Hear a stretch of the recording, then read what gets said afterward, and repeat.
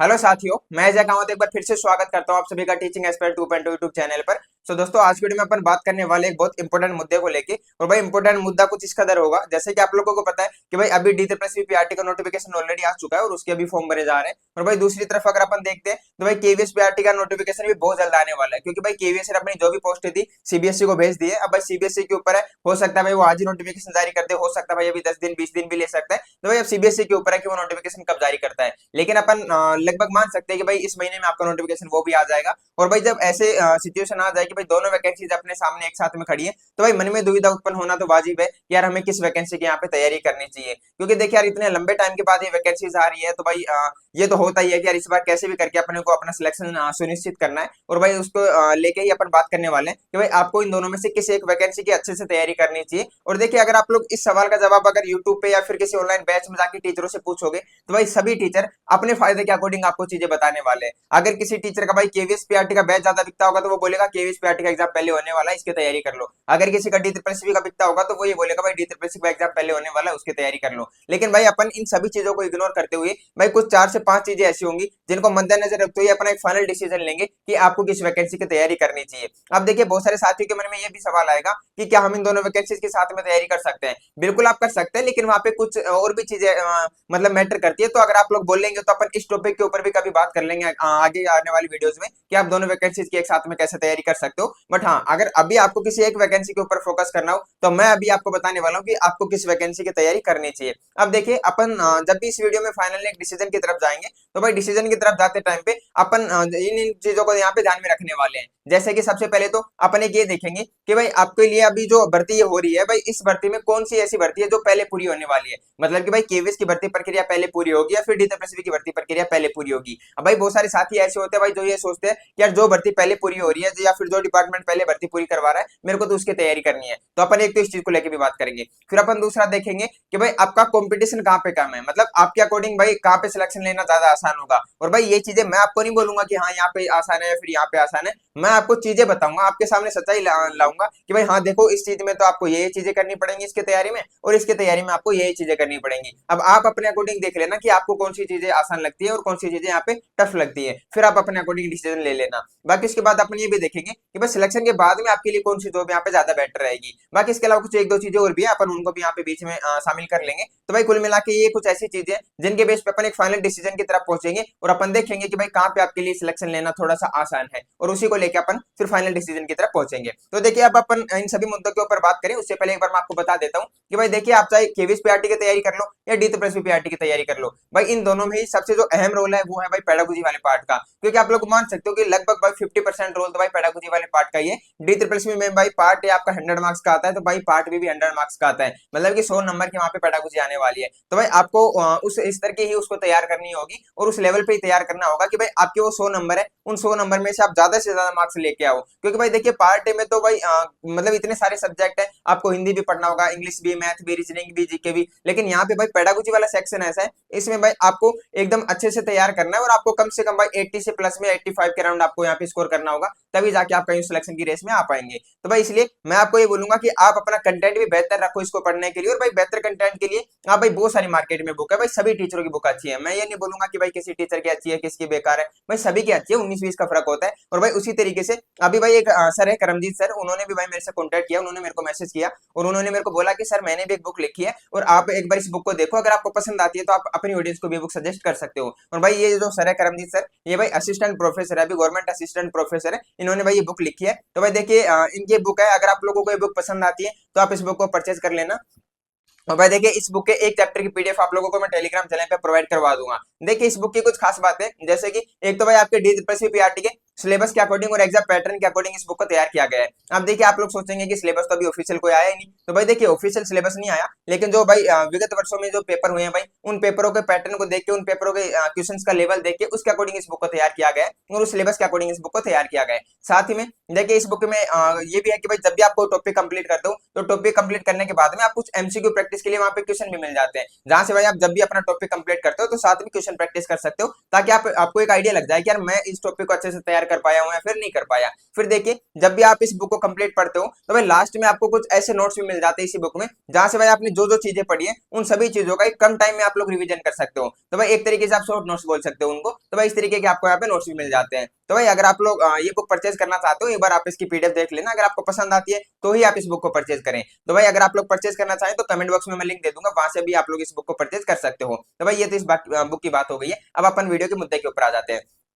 तो भाई देखिए, वीडियो के मुद्दे में सबसे पहले तो अपन ये देखते हैं कि भाई इन दोनों में से भर्ती प्रक्रिया पहले कौन सी होगी, या फिर इससे पहले अपन देख लेते हैं कि भाई अगर आप लोग इसमें सिलेक्ट हो जाते हो तो उसके बाद आपके लिए कौन सी जॉब बेटर रहेगी। तो देखिए, मैं आपको ये बोलूंगा, आप जब भी इन दोनों में से किसी एक वैकेंसी की तैयारी करने जाओ तो भाई आप सबसे पहले तो यही देख लेना कि आपकी मनसा किस तरीके की है। जैसे कि भाई अभी जैसे मैं हूं, तो भाई मेरा पहले से फिक्स है कि अगर मेरे को कभी बाद में जॉब करनी है तो भाई मेरे को या तो राजस्थान में, फिर मेरे को मैक्सिमम दिल्ली जाना है, बस इससे बाहर मेरे को नहीं जाना है। क्योंकि देखिए, मैं राजस्थान से बिलोंग करता हूँ, तो भाई मेरा फिक्स है या तो मैं राजस्थान में जॉब करने वाला हूँ या दिल्ली में करने वाला हूँ। अब आप अपने अकॉर्डिंग देख लेना भाई, इसी के बेस पे फिर मैंने डिसीजन लिया कि भाई मैं DTPSB को पहले रखने वाला हूँ। तो आप भी भाई अपने अकॉर्डिंग देख लेना, अगर आपको भी कुछ ऐसी चीजें मैटर करती है आपके लिए भी, तो फिर आप अपने अकॉर्डिंग देख लेना कि आपके लिए कौन सी बेटर रहने वाली है। और अगर आपके लिए ये चीजें मैटर नहीं करती कि भाई जॉब कहाँ कर रहे हो, तो फिर आप भाई कोई सी में भी देख लेना। लेकिन आगे जो मैं चीजें बताने वाला हूँ उनके बेस पे फिर डिसीजन लेना। अब देखिए, ये चीज पहले मैंने बता दी है। और भाई देखिए, सैलरी की बात कर लेते हैं इसी के साथ में। तो भाई सैलरी वैसे भाई दोनों का ग्रेड पे सेम है, ऑलमोस्ट सारी चीजें सेम है। बस थोड़ा सा अगर कभी फर्क होगा तो वो होगा भाई अलाउंसेस का, क्योंकि भाई दिल्ली एक्सिटी में आती है तो यहाँ पे थोड़ी सैलरी ज्यादा हो जाती है, लेकिन 19-20 का फर्क पड़ेगा, ज्यादा यहाँ पे आपको फर्क देखने को नहीं मिलेगा। तो भाई सैलरी को लेकर भी बात हो गई है। अब अगर अपन चलते हैं आगे की तरफ और अपन देखते हैं कि भाई भर्ती प्रक्रिया पहले कौन सी होगी। तो देखिए, भर्ती प्रक्रिया का मैं ये बोलूंगा, जैसे कि आप लोगों ने यूट्यूब पे भी देखा होगा भाई, बहुत सारे टीचर बोलते हैं, और इवन प्रतीक सर ने भी बोला था कि भाई आपका मतलब जो केवीएस पीआरटी का एग्जाम होने वाला है, ये भाई केवीएस दिसंबर में अपना एग्जाम करवा लेगा।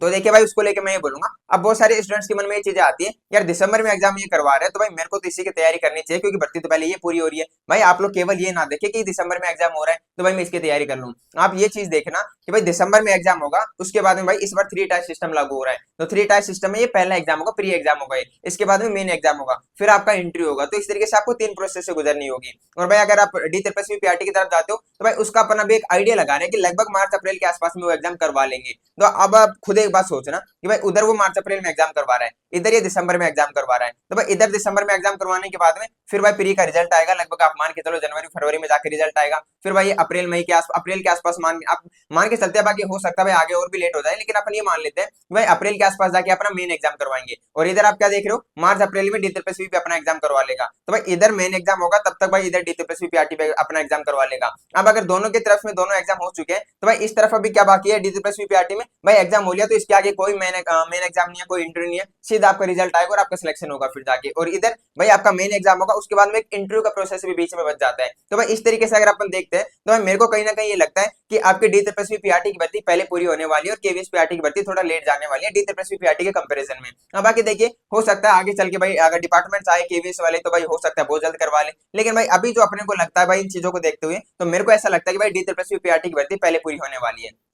तो भाई ये चीजें भी मैंने बता दी है। अब भाई कुछ साथी ऐसे भी होते हैं जो ये सोचते हैं कि भाई पहले मैं अपने केवीएस पीआरटी का एग्जाम दे लेता हूँ प्री, और इसके बाद में जब टाइम मिलेगा उसमें मैं अपने DTPSB पीआरटी की तैयारी कर लूंगा। तो भाई देखिए, मैं आपको एक चीज बोलूंगा यहाँ पे, अगर आप लोगों का केवीएस पीआरटी का एग्जाम अच्छा हो जाता है और या फिर नहीं भी होता, देखिए आपको नहीं पता लगेगा एग्जाम देते ही तो कि भाई मेरा हो रहा है नहीं हो रहा। और भाई वो तभी पता लगेगा जब आपने बिल्कुल भी तैयारी नहीं की हुई और आपको लगे कि यार मेरा तो दूर दूर तक ही कहीं नहीं होना प्री में, तब जाके हो सकता है आपको आइडिया लग जाए। अदरवाइज अगर आपने ठीक ठाक तैयारी की होगी तो आप अभी नहीं बोल सकते कि भाई आपकी उस लेवल की तैयारी थी या उस लेवल का एग्जाम हुआ या नहीं हुआ कि आप मेन एग्जाम में बैठोगे। तो भाई अगर आप लोगों का केवीएस पीआरटी का एग्जाम होता है तो भाई कहीं ना कहीं उसके बाद में आपका सीधा फोकस रहेगा कि भाई मेन एग्जाम की तैयारी करूं। और भाई मेन एग्जाम में आपको सब्जेक्टिव एग्जाम की तैयारी करनी होगी, तो भाई उस टाइम पे फिर ऐसा नहीं है कि आप DTPSB पीआरटी की तरफ चले जाओगे, आपका फोकस मेन एग्जाम की तरफ हो जाएगा। तो भाई आप ये चीजें भी इतना दिमाग में मत रखना कि पहले मैं इसकी कर लूं फिर बाद में DTPSB की कर लूं, क्योंकि देखिए ऐसा करने को कर सकते हो, मैं आपको मना नहीं करूंगा, करने को कर सकते हो, पर फिर भी बस मैं ये बोलूंगा कहीं ऐसा ना हो कि आप इधर भी हाथ दो बैठो और इधर से भी हाथ दो बैठो। तो इससे अच्छा होगा कि किसी एक एग्जाम को ज्यादा अच्छे से फोकस कर लो, चाहे फिर आप केवीएस कोई कर लो, कोई जरूरी नहीं DTPSB की तरफ जाओ, चाहे आप केवीएस कोई कर लो, लेकिन किसी एक एग्जाम पे अपना पूरा फोकस रखो और उसी को ध्यान में रखते हुए तैयारी करो। अब देखिए, ये चीजें भी मैंने बता दी है कि भाई भर्ती प्रक्रिया पहले कौन सी हो रही है। अब अपन बात कर लेते हैं सबसे मेन मुद्दे पे कि भाई कंपटीशन कहां पे ज्यादा है, आपकी सिलेक्शन के चांसेस कहां पे ज्यादा होंगे। अब उन चीजों को लेकर बात कर लेते हैं। तो भाई देखिए, अगर सबसे पहले तो अपन कंपटीशन को लेके ही बात करते हैं, तो भाई कंपटीशन तो जहां तक लगता है भाई सीधी सी बात है कि डी ट्रिपल एस पीआरटी में ज्यादा टफ होने वाला है। और भाई इसका देखिए, मैं अगर अपना ओपिनियन दूं आपको, अपने अकॉर्डिंग बताऊं मैं चीजें आपको, तो भाई मेरे को ऐसा लगता है कि भाई पूरे इंडिया में अगर पीआरटी लेवल पे अपन देखें टीचिंग फील्ड में, तो भाई पीआरटी लेवल पे मेरे को ऐसा लगता है सबसे टफ एग्जाम कोई होता है, सबसे टफ कहीं कॉम्पिटिशन होता है, तो भाई वो डी ट्रिपल एस पीआरटी है। क्योंकि देखिए इनका भाई एक तो एग्जाम पैटर्न इस तरीके का है कि भाई अगर आप लोग जब भी अपना पेपर सोल्व कर रहे हो, तो भाई एक पार्ट को सबमिट करने के बाद में वापस उस पार्ट में नहीं आ सकते। इससे क्या होता है कि भाई जब भी आप मैथ या रीजनिंग के क्वेश्चन सोल्व करने बैठोगे, तो आपको लगता है कि यार ये 15 क्वेश्चन मैंने 20 में से कर लिए, 5 क्वेश्चन ऐसे हैं जिनमें मेरे को थोड़ा टाइम लगेगा, इनको मैं बाद में देख लूंगा, टाइम बचेगा तो। लेकिन भाई आपको ऐसा ऑप्शन नहीं मिलता है कि बाद में देख लूंगा, क्योंकि अगर आपने एक बार पार्ट सबमिट कर दिया तो वापस आ ही नहीं सकते, यहाँ पे आप मार्क एंड रिव्यू वाला सिस्टम यहाँ पे कर ही नहीं सकते। तो भाई इसलिए भी थोड़ा एग्जाम पैटर्न का इस तरीके का है कुछ। और भाई इसका सिलेबस भी अगर आप बाकी एग्जामों में देखोगे, बैंकिंग में, एसएससी में, रेलवे में, कहीं पे भी देखोगे, वहां पे क्या होता है भाई, आपकी मैथ आती है, रीजनिंग आती है, जीके आती है, इंग्लिश आती है, और भाई कहीं कहीं एसएससी वगैरह में हिंदी भी आ जाती है। तो भाई इस तरह उनके भाई जो सब्जेक्ट है नॉर्मली, उनमें जो सब्जेक्ट आते हैं भाई वो तो आपको सारे यहाँ पे देखने को मिलेंगे ही, उसके साथ में भाई 100 नंबर की पेडागोजी वाला पार्ट भी देखने को मिल जाता है। तो भाई इसका सिलेबस भी बहुत बड़ा है, तो भाई सिलेबस भी यहाँ पे टफ बना देता है। फिर भाई इसकी कट ऑफ तो कितनी हाई जाती है वो तो आपको पता भी होगा। तो भाई इस तरीके से डी ट्रिपल एस पीआरटी में भाई बहुत अच्छा कॉम्पिटिशन है, बहुत टफ यहाँ पे एग्जाम होने वाला है। भाई दूसरी तरफ अपन चलते हैं केवीएस की तरफ। तो देखिए केवीएस में मैं ये बोलूंगा, अगर इस भर्ती से पहले वाली भर्तियों को अपन कंपेयर करते हैं ना डीटीपीएससी पीआरटी के साथ में, तो भाई मैं बिना सोचे समझे सीधा बोल दूंगा कि भाई डीटीपीएससी पीआरटी का एग्जाम टफ है, और उससे भाई लाख गुना टफ है, मतलब बहुत ज्यादा आपको यहाँ पे मेहनत करनी पड़ती है। लेकिन भाई अगर इस बार की बात करते हैं, तो भाई और देखिए एक चीज और बता देता हूँ, नेगेटिव मार्किंग का भी फर्क है दोनों में, इधर नेगेटिव मार्किंग है और केवीएस में आपके नेगेटिव मार्किंग नहीं है, तो ये भी एक फर्क देखने को मिल जाता है। बाकी अगर अपन अब देखते हैं कि भाई सिलेक्शन लेना कहाँ पे आसान है, तो देखिए अगर इस भर्ती से पहले वाली भर्तियों की बात करें, तो भाई सीधी सी बात है केवीएस में थोड़ा आसान था। लेकिन भाई इस बार देखिए आपका 3 टायर सिस्टम लागू हो रहा है, वहां पे भाई आपका सब्जेक्टिव एग्जाम भी होने वाला है। आप देखिए भाई सब्जेक्टिव एग्जाम पहली बार हो रहा है, तो अभी अपने को ऐसा कुछ भी आइडिया नहीं है कि भाई किस टाइप का सब्जेक्टिव एग्जाम करवाने वाले हैं, किस लेवल के उसमें क्वेश्चन देने वाले हैं, किस तरीके के क्वेश्चन पूछने वाले हैं, तो भाई अपने को कुछ भी आइडिया नहीं है। लेकिन देखिए फिर भी अगर मैं आपको एक आइडिया देना चाहूँ कि भाई आपको कहाँ पे जाना चाहिए, तो देखिए यहाँ पे मैं ये बोलूंगा, अगर आप लोग ऐसे हैं कि भाई जिनको लगता है कि यार मैं केवल रटने में तो माहिर हूँ, बट जब भी ऐसी चीजों को एकदम लॉन्ग क्वेश्चन लिखने होते हैं, अपने यहाँ पे कुछ अपने अकॉर्डिंग लिखना होता है चीजों को बना के, और आपको लगता है कि यार वो चीजें मेरे से नहीं की जाती, भाई डीजरपीएससी में चले जाना, क्योंकि यहाँ पे भाई सब्जेक्टिव एग्जाम होगा, यहाँ पे आपका रटे हुई चीजें काम नहीं आएंगी, यहाँ पे भाई वो क्वेश्चन देंगे, उनको भाई हो सकता है आपकी चीजें कुछ पढ़ी हुई होंगी तो उनके अकॉर्डिंग लिखोगे, और कोई चीज अगर नहीं पढ़ी हुई आ रही तो भाई आपको अपने विवेक के आधार पर भी वहां पे चीजें लिखनी पड़ सकती है। तो अगर आपको लगता है कि आप इस तरीके से चीजें लिख सकते हो बना के भी, तो आप भाई आप इसकी तैयारी कर सकते हो। और भाई देखिए इसके बाद में जो आपका लास्ट काम होगा वो होगा भाई इंटरव्यू का। अगर आपको लगता है कि भाई आप इंटरव्यू देने में माहिर है, देखिए ऐसा नहीं है कि भाई अभी स्टार्टिंग से कोई भी माहिर नहीं होता, पर फिर भी मैंने भाई बहुत सारे साथी ऐसे देखे कि जब भाई जो कैमरे के सामने नहीं खड़ा हुआ जाता उनसे, तो भाई वहां पे तो आपको एग्जामिनर बैठेंगे, वहां पे तो इंटरव्यू लेने वाले बैठेंगे, तो उनके सामने भी बहुत सारी चीजें मुश्किल हो जाती है। तो भाई देखिए अगर आपको लगता है कि यार इस तरीके की चीजें मेरे से करना नहीं हो पाएंगी, मेरे से भाई इंटरव्यू हो गया, सब्जेक्टिव एग्जाम हो गया, तो भाई अगर आपको लगता है कि वो चीजें मैं नहीं कर पाऊंगा, तो भाई फिर आप डी ट्रिपल पीआरटी की तरफ चले जाना। भाई देखिए डी ट्रिपल पीआरटी की तरफ भी तभी जाना जब आपको लगता हो कि भाई मैं मैथ में बहुत अच्छे लेवल के क्वेश्चनों की प्रैक्टिस कर सकता हूँ, पेडागोजी का इतना बड़ा पार्ट पढ़ सकता हूँ, मैं रीजनिंग के इतने अच्छे लेवल के क्वेश्चनों की प्रैक्टिस कर सकता हूँ, और ज्यादा से ज्यादा मॉक टेस्ट लगा सकता हूँ, ताकि मेरा ये जो टाइम मैनेजमेंट वाला सिस्टम है इसमें वो भी मैं कर सकूँ, तभी आप उसकी तरफ जाना। देखिए मैं अगर आपको बताऊं भाई प्रोसेस अगर आप देखोगे, तो भाई केवीएस पीआरटी का टफ है भाई, क्योंकि यहाँ पे आपको पहले प्री देना होगा, फिर आपका सब्जेक्टिव होगा, फिर आपका इंटरव्यू होगा, फिर जाके सिलेक्शन होगा। तो अगर प्रोसेस देखोगे तो भाई आपका केवीएस पीआरटी का टफ होने वाला है। और अगर भाई एग्जाम का लेवल देखोगे, कॉम्पिटिशन देखोगे, तो भाई डी ट्रिपल पीआरटी टफ होने वाला है। अब आप अपने विवेक के आधार पर आप डिसीजन लेना कि जैसे भाई मैं अपनी बता देता हूँ अब आपको। भाई देखिए पहले बात तो ये है कि जैसे मैंने आपको स्टार्टिंग में भी बताया कि भाई मेरे को दिल्ली और राजस्थान इन दोनों में से कहीं जॉब करनी है, इसके बाहर नहीं जाना। अब इसके पीछे भाई वजह ये है कि भाई मैं चाहता हूँ अपने घर वालों के पास में रहूं थोड़ा हमेशा, इसलिए भाई मैं चाहता हूँ कि मैं इन दोनों में ही जाऊं। अब बाकी इसके अलावा अब मतलब दूसरी अगर चीजें देखोगे, तो भाई ये चीज तो होगा एक के बेस पे मैंने जिस पे डिसीजन लिया कि भाई डीएसएसबी में जाना है। उसके बाद में अगर आप दूसरी चीजें देखेंगे, तो भाई मेरे को कहीं ना कहीं ऐसा लगता है जो इसमें सब्जेक्टिव एग्जाम होने वाला है, भाई उस सब्जेक्टिव एग्जाम में अब मेरे को नहीं पता भाई आगे चल के हैंड राइटिंग का कितना बड़ा रोल रहने वाला है, बट मेरे को कहीं ना कहीं ऐसा लगता है यार मेरी हैंड राइटिंग थोड़ी भाई खराब है, इतनी अच्छी हैंड राइटिंग नहीं है मेरी, तो भाई उसकी वजह से कहीं ऐसा ना हो कि भाई वहां पे मेरे मेरे मार्क्स वगैरह कटे और उसकी वजह से मेरे को यहाँ पे बाकी स्टूडेंट से कम मार्क्स मिले। तो भाई ऐसी चीजें आपको भी ध्यान में रखनी चाहिए। अभी भाई देखिए मैं ये नहीं बोलूंगा कि हैंड राइटिंग में वहाँ पे नंबर कटने वाले, बट देखिए अगर सब्जेक्टिव को एग्जाम होने वाला है, तो भाई मेरे अकॉर्डिंग वहाँ पे हैंड राइटिंग का भी बहुत बड़ा रोल रहने वाला है। तो भाई आप लोग ऐसी चीजों को भी थोड़ा ध्यान में रखना। फिर भाई देखिए इंटरव्यू वगैरह का मेरे को इतना बड़ा कोई इशू नहीं होता, क्योंकि अब कुछ तो भाई वीडियोस बनाते बनाते भी थोड़ा एक्सपीरियंस हो गया है, और बाकी वैसे भी खैर वीडियो से नहीं भी हुआ हो, तो भी मेरे को इतना कॉन्फिडेंस है कि इंटरव्यू वगैरह में तो मैं नहीं यहाँ पे फेल होने वाला। बट हाँ जैसे सब्जेक्टिव एग्जाम में हैंड राइटिंग का बड़ा रोल होगा। बाकी देखिए लिखने में मैं माहिर हूँ, लिखने में मैं बहुत अच्छी चीजें लिख देता हूँ, पर भाई हैंड राइटिंग तो अब भाई बचपन से इस तरीके की चलती आई है कि भाई आप ज्यादा अच्छे से ठीक भी नहीं हो पा रही है। तो भाई आप लोग भी कुछ इस तरीके की चीजें देख लेना। फिर देखिए दूसरी तरफ मेरे को ये भी लगता है D++ में भाई अपनी मैथ है, तो भाई मैथ मेरी ऑलरेडी स्ट्रॉग है, रीजनिंग मेरे को ऑलरेडी आती है, हिंदी तो भाई सबको ही आती है, भाई इंग्लिश मेरी वीक है, उस पर मैं थोड़ा सा काम कर लूंगा। बाकी जीके सबकी ठीक ठाक होती है। बाकी देखिए पेडागोजी वाला पार्ट तो आप जितना पढ़ोगे उतनी आप माहिर होते जाओगे उसमें। तो भाई मेरे को कहीं ना कहीं ये लगता है कि मैं ज्यादा भाई अपने जो एग्जाम पैटर्न है, अपना सिलेबस है या जो भी प्रोसेस है, वो भाई D++ पीआरटी वाले में ज्यादा कंफर्टेबल हूँ, तो भाई मैं उसकी तैयारी कर रहा हूँ। अगर अब आप लोग अपने अकॉर्डिंग देख लेना कि आप कौन सी चीज में ज्यादा कंफर्टेबल हो, भाई आपको जहां पे ज्यादा कॉन्फिडेंस आता हो। अगर आपको लगता है कि भाई मैं इंटरव्यू देने में बहुत माहिर हूँ, आप जाओ भाई बिना सोचे समझे केवीएस में जाओ। अगर आपको लगता है मैं सब्जेक्टिव एग्जाम अच्छा कर सकता हूँ, भाई केवीएस में जाओ, क्योंकि भाई देखिए D++ में क्वेश्चंस का लेवल अच्छा रहेगा, कंपटीशन टफ रहेगा, कट ऑफ हाई जाएगी। तो भाई अब आप लोग अपने अकॉर्डिंग डिसीजन ले लेना आप कौन सी चीज में यहाँ पे माहिर है। बाकी देखिए अगर आप लोग चाहते हैं कि अपन एक ऐसा वीडियो लेके आए जिनमें भाई दोनों वैकेंसीज की एक साथ में तैयारी की जा सके, तो आप लोग कमेंट बॉक्स में बता देना, आने वाले टाइम पे अपन उस टॉपिक के ऊपर भी यहाँ पे बात कर लेंगे।